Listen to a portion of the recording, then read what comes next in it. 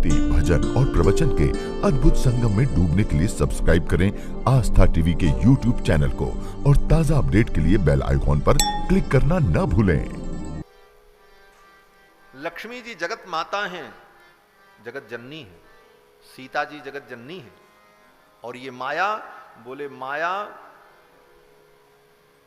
सौतेली माँ है, असली माँ तो सीता जी हैं, महालक्ष्मी है।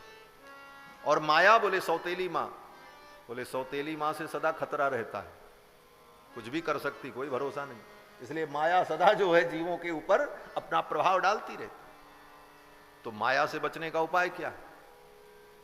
बोले कुछ भी हो, है तो सौतेली माँ, उससे सावधान भी रहने की जरूरत है और उसकी ज्यादा निंदा करने की भी जरूरत नहीं, उसका विरोध करने की भी जरूरत नहीं। बार बार माया की निंदा करोगे, माया का विरोध करोगे तो कभी ऐसा भी हो सकता है कि मायापति ही नाराज हो जाएं, क्योंकि मायापति ने तो उससे ब्याह किया।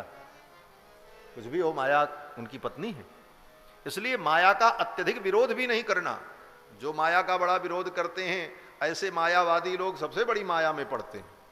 मायावादम असत शास्त्रम, मायावाद कहने वाले लोग माया में ग्रस्त दिखाई पड़ते हैं। तो माया की ज्यादा निंदा भी नहीं करना, लेकिन माया के द्वारा दिए हुए वस्तुओं से ही जीवन निर्वाह होगा। भोजन सौतेली माँ ही बना करके दे रही है तो सावधान तो रहना पड़े। ये जितनी वस्तु है सब माया की है, सब माइक है। रोटी, कपड़ा, मकान, घर, दुकान, संसार की हर व्यवस्था माया के द्वारा ही सृजित है। तो माया कहीं उसमें विष न मिला दे। अगर आप सावधान नहीं हैं तो माया के द्वारा प्रदत्त वस्तुओं में विषय का विष मिलेगा और अनर्थ हो जाएगा। तो बचने का उपाय क्या? कहते बचने का उपाय एक है। बोले सौतेली माँ से अगर इतना डर है तो एक उपाय करो। बोले क्या?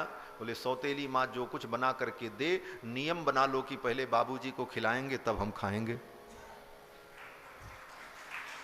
बाबूजी को पहले खिलाएंगे तब खाएंगे। तो सौतेली माँ सोचेगी अरे राम राम, इसमें अगर कुछ मिलाए तो ये तो हमारे खसम को ही खिलाएगा, पहले तो मेरा सुहाग ही बिगड़ेगा। फिर तो माया उसमें कुछ नहीं कर सकती, माया भी सावधान हो जाएगी। इसलिए भक्तों ने ये जुक्ति निकाली कि माया से जो मिले पहले ठाकुर को अर्पित करो, तुम ही निवेदित भोजन करें। इस प्रकार जब हम भगवान को अर्पण कर देते हैं तो उस वस्तु में कोई दोष नहीं रह जाता। यही वैष्णव भक्ति का मूल है। कृष्णार्थम तत्प्रयुंजीत कृष्णो नर्थस्य नाशकः। श्री वल्लभाचार्य जी कहते हैं कि संसार में जो कुछ मिले सब भगवान को अर्पित करते रहो, ठाकुर जी को अर्पण कर दो और तब उसे स्वीकार करो, फिर माया का बंधन न हो। वही माया की वस्तु घर, मकान, रुपया, पैसा, कपड़ा गृहस्थ के पास भी होता है, संसारी के पास भी होता है और साधु के पास भी वही होता है। लेकिन साधु के पास वही वस्तु आने पर बंधन का कारण नहीं बनती और गृहस्थ उसी के मोह में बंधा रहता है। क्यों? कारण बोले महात्मा के पास आता है तो महात्मा कहते हैं सब भगवान का है। स्थान किसका? बोले भगवान का। गाय किसकी? बोले भगवान की।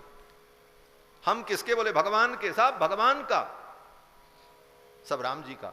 ये भावना जो दृढ़ होती है और सब भगवान को अर्पण किया जाता है, इसलिए वो सारी वस्तुएं संसार की ही होती हुई फिर भी बंधन का कारण नहीं बनती।